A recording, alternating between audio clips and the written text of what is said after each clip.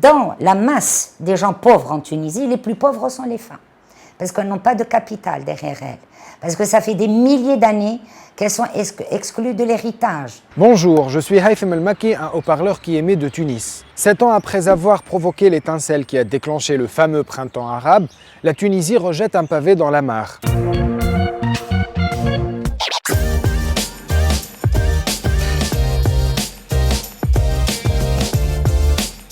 Voilà une nouvelle pandémie venue d'Afrique du Nord qui risque de contaminer tout le monde arabo-musulman.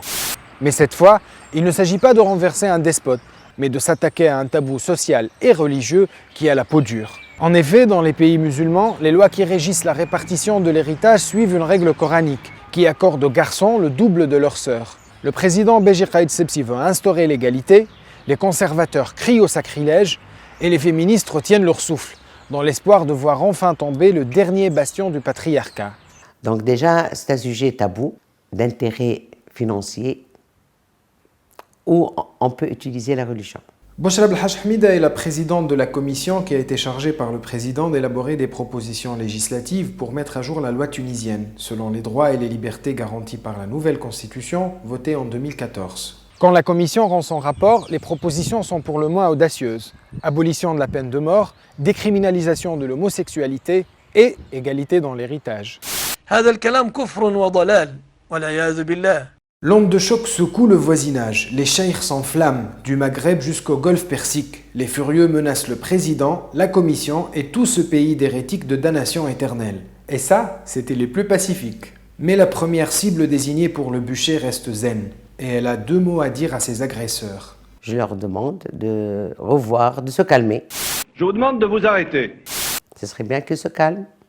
Pour débattre avec les gens, il y a des règles. Il y a une éthique. Et quand les femmes tunisiennes se fâchent, il vaut mieux les prendre au sérieux. Seneb Ben Achour et son association Beiti dirigent entre autres un centre d'accueil pour les femmes victimes de violences. Elle est la trésorière de la TFD, la pépinière du mouvement féministe tunisien.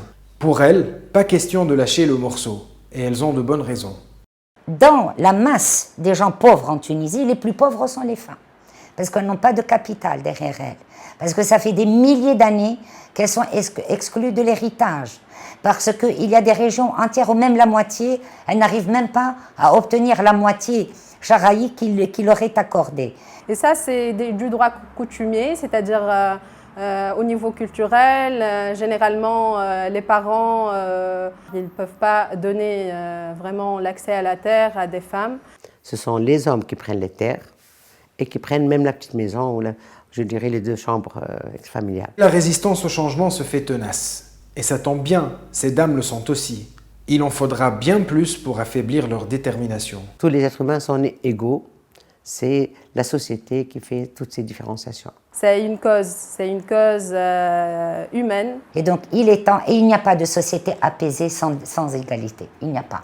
Le président a promis de présenter très vite au Parlement une proposition d'amendement pour consacrer l'égalité dans l'héritage. Entre-temps, militantes et victimes se serrent les coudes, même pour célébrer le pot de départ d'une résidente de Beiti ou la naissance du premier bébé qui trouvera dans ce refuge un foyer.